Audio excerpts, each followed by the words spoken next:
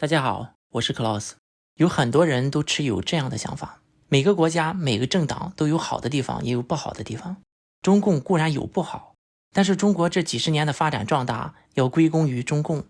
特别是一些老粉红喜欢讲以前连饭都吃不上，现在比以前强太多了，所以要感谢党，感谢国家，即便是被铁拳砸死依然顽固不化。所以我们今天就来分析一下中国的发展壮大到底是因为什么。首先，我们要客观地承认，现在的中国的确比以前好很多了，不管是在生活水平上还是生活质量上。但是这首要的原因是得益于人类科技的进步，粮食的产量大幅提高，不再出现人口大规模的饿死，是因为化肥、农药的发明和育种科技的进步。人均寿命翻了1倍，主要得益于现代医学的进步，包括解剖学、微生物学、免疫学、病理学、药理学等这一套完整的西医体系的发展。全世界的人口寿命在这几十年都是翻了1倍，这跟中共没有任何关系。另外还有电、汽车、飞机、电视机、手机、万维网等等的发明，这一切都大大提高了人类的生活水平，丰富了我们的精神和文化需求。你能说出来的生活中你离不开的任何一个东西，没有一个是中共领导下的中国发明的。最近中国拉闸限电，很多地方回到了煤油灯时代。很多中国人可能不知道，就连煤油灯都是欧洲人发明的。中国人从一出生就接种上各种来自欧洲各国发明的疫苗，之后喝着美国人发明的奶粉，吃着用德国人发明的化肥种植的大米，穿着用英国的纺织技术做出来的衣服，住着法国人发明的钢筋混凝土的房子里，掏出美国人发明的手机，连上英国人发明的万维网，说这一切以前都没有，是党妈妈赐予给我的，我要感谢党，感谢国家。这难道不是在搞笑吗？但是还真有很多中国人就是这么想的。中国确实比以前好太多了，跟以前的人比，我们现在粮食高产，交通便利，夜晚不再漆黑，随时随地能获取各种资讯，想旅游坐飞机几个小时就能到达一个新世界。让我们觉得比以前好太多的这一切，都是人类科技进步的结果，准确的说都是西方科技进步的结果。中国只要不反人类，不反科技，享受到这一切是自然而然的事情，这当然不是中共的功绩。相反的，中共还阻挠中国人享受人类的科技进步。从1949年中共建政一直到80年代的改革开放这几十年里，科学被贴上了西方、资本主义、帝国主义等标签。中共开始了比如除四害、土法炼钢、人定胜天、文革等各种反科学、反自然的运动，闭门造车，大量的科学家被打倒迫害，让整个国家都陷入了灾难。一直到了80年代之后，才提出了科学是第一生产力、科学发展观等口号，重新重视和发展科学，中国才开始追赶世界的脚步。让我们生活变好的，首先要归因于西方科学，这跟中共无关，如果有关，那也只能是反作用。其次就是社会制度，让很多中国人自豪的中国经济、科技等各方面的进步，都是发生在改革开放之后。改革开放是让中国成为第2大经济体的最直接的原因，这个是不可否认的。但是很多中国人并没有真正理解什么是改革开放，很多人只是单纯的、模糊的以为改革开放就是中国共产党发明的，让我们中国变好，让中国人民赚到钱的一个好东西。当然没有那么简单。改革开放的核心是改计划经济为市场经济，而市场经济是资本主义的经济制度，是一直被中共打倒和批判的。从中共建国以来的几十年里，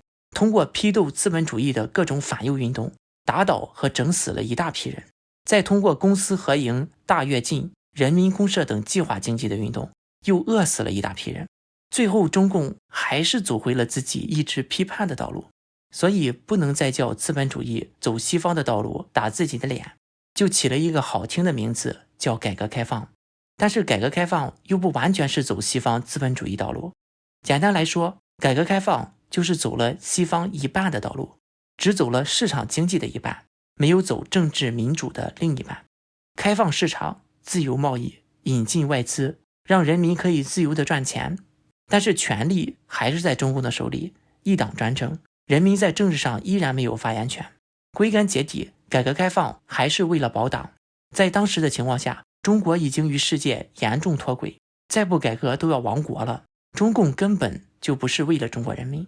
但是改革开放还是让中国的社会制度发生了根本性的变化。为了掩饰走了一半的资本主义道路和保留了另一半的专制独裁的体制，中共把这种杂交产品称为中国特色社会主义。深刻地理解了改革开放之后，也能回答另一个问题，那就是小粉红认为的民主不适合中国。改革开放其实就是一定程度的民主，民主就是人民当家作主，主权在民。改革开放之后，一部分的权利归还给了人民，农民可以承包土地，人们也可以自己办企业、做生意、找工作。在毛时代，人民一点权利都没有，可以说吃喝拉撒睡，政府什么都要管。所以小粉红说，正是中国特色的中共独裁统治才让中国发展的这么好，完全是胡扯。要说中国适合专制，只有专制才能让中国发展，那应该是毛时代的中国最辉煌。中国发展的好，是因为搞了一半民主的改革开放，一半的民主都能让中国成为世界第二。如果整个中国都实施民主制度，那效果可想而知。我们总结一下，让中国发展起来的主要就是两样东西，一个是西方的科技，另一个就是西方的制度。而这两样东西都曾被中共批倒批臭，最后还是偷偷摸摸地用上了，把中间走的弯路和付出的惨痛代价称为摸着石头过河。可是明明就是有桥，偏偏不走，非要摸着石头过河，淹死了一批人，走到了河的最深处，水流湍急，差点被大水冲走了。最后摸到了桥墩，灰头土脸的爬了上来，但是却要求活下来的人感激他们。有修好的桥，走就得了，非要给桥贴上标签，你管它是西方的桥还是资本主义的桥呢？只要能过河就行，只要是好东西，拿来为己所用就好了嘛。连落后腐朽的晚清都知道师夷长技以制夷。要是没有中共，中国二战后跟随西方发达国家搞市场经济、民主政治，现在早就是发达国家了。亚洲四小龙高速发展的时候，中国人还饿着肚子搞文化大革命呢。台湾人均 GDP 是中国的3倍，中国的 GDP 乘以3就超越美帝，成为世界第一了。当中国人说中国现在有多好，要感谢党的时候，我喜欢拿朝鲜来打比方。我来问你，朝鲜现在贫穷落后，不就是因为金三胖的原因吗？如果说金三胖现在也开始搞经济改革，然后人民吃上饱饭了，朝鲜人就应该感激金正恩，感激朝鲜共产党吗？朝鲜人生来就应该贫穷吗？同文同种的韩国人不感恩共产党，还是发达国家呢？科技、制度、民主、人权，这些东西本来就是没有国界的，是属于全人类的。如果属于你的东西被人拿走了，然后再赏赐回你一点，你就跪下磕头谢主隆恩，那这不是犯贱吗？一个人只有想自救才能被救，一个民族亦是如此。希望大家帮助我们传播我们的理念。好了，下面进入网友互动环节。在上一期节目里，我提出中国未来最好的模式是共管，民主很难成功，因为中国在几千年的专制影响下，人人都想做皇帝。很多人持不同看法，拿出台湾作为例证。台湾的情况跟中国不同，台湾第一个汉人政权是300多年前的明末郑成功时期，明郑时期只统治台湾西南一小部分，到了清朝才算正式被中央政权统治，但清朝也只管辖台湾的1/3左右，所以台湾本身受中国的专制影响较小，而且台湾被日本殖民过。台湾的民主化运动从日治时期就开始了，日本人在台湾推广过民主思想，鼓励台湾人参政议政。台湾的民众党就是在日治时期成立的第一个台湾人的政党。最后民主能成功，也是有国际势力干预的。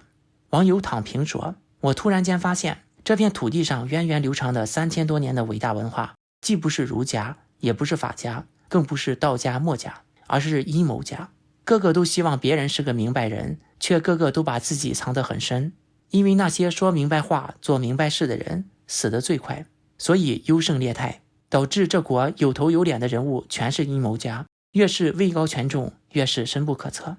网友 YT44AM7F 说，一群朋友聚会的话题是狂骂共产党，然后问我为什么不骂。我笑眯眯地说，拉倒吧，你们其实比共产党更坏，只是你们还没有掌权。网友 TSRIVI Law 说，中国人从不痛恨特权，只是痛恨使用特权的人刚好不是自己。网友 Max 曾说，中国人不需要人权，也不屑于拥有人权，因为他们崇拜的是特权。每一个人都在想方设法的去获得特权和使用特权，他们就要通过这种方式体现自己的与众不同，从而获得自己的利益和便利。但是另一方面看，就是一个人获得特权，剩下的人就会失去公平权。这种小农 DNA 是中国人天生拥有的，中共的体制和属性和这种 DNA 不谋而合，并且把人类隐藏的恶属性完全释放出来。网友命运之轮说，研究显示，家暴家庭的孩子很大几率也会家暴，其原因是他们学到的就是这样维持家庭。中国几乎不可能自己创造出民主自由的环境，绝大多数的人都习惯于威权下生活。当他们有机会成为领导者，他们也会用威权的思想统治国家。网友 Storm Monkey 说，小时候听父母说的最多的一句话，这个家老子说了算，必须听我的，你不听我的，饭都没得吃。中国民主化可能是这颗地球上最困难的事之一，有志者能走就走吧，别留念。好了，本次节目就到这里，欢迎点赞、订阅、留言和分享。我是 Klaus， 我们下次再见。